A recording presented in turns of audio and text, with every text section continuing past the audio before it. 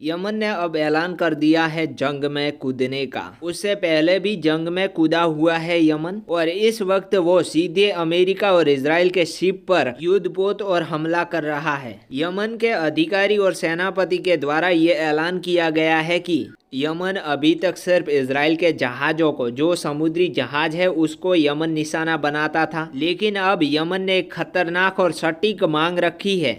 और यमन ने कहा है कि अगर गाजा के लोगों को खाना, पानी और दवाइयाँ नहीं मुहैया कराई गई तो हम इजराइल में कहीं पर भी अगर जहाज आएगा, इजराइल से कोई भी समुद्री जहाज अगर वापस आएगा तो उन तमाम, चाहे वो किसी भी देश का समुद्री जहाज हो, हम उन सबको निशाना बनाएंगे। और अब इस धमकी के बाद जो दूसरे देशों के जहाज सामान लेकर इजराइल में जा रहे थे, उनके मन में भी अब डर बैठ गया है। यमन की इस धमकी के बाद से अंदर से भी खौफ पैदा हो गया है, और इजराइल के इस जंग को लेकर भी अंदर काफी ज्यादा बवाल मचा हुआ है। ऐसे में यमन की इस धमकी इजराइल की नींद उड़ा सकती है।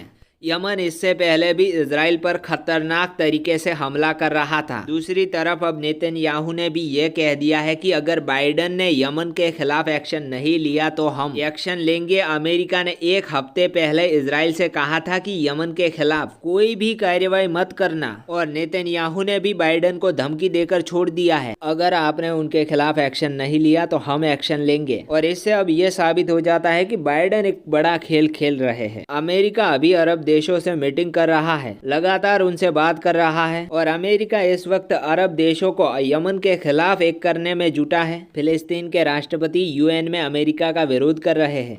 उन्होंने यूएन के अंदर बार बार वोट पावर का इस्तेमाल करने के लिए अमेरिका जिस तरीके से सीज फायर का विरोध कर रहा है, उससे ये साफ जाहिर हो गया है कि अमेरिका ही गाजा के अंदर जेनोसाइड करवा रहा है। और दूसरी तरफ तुर्की के राष्ट्रपति एर्दोगन ने कहा है कि हमने यूएन से सारी उम्मीदें खो दी हैं। यहाँ जो यूएन सिक्योरिटी काउंसिल है, अब वो यूएन सिक्योरिटी काउंसिल नहीं रहा है, और अब इजराइल को बचाने वाला ये एक सिक्योरिटी काउंसिल बन चुका है।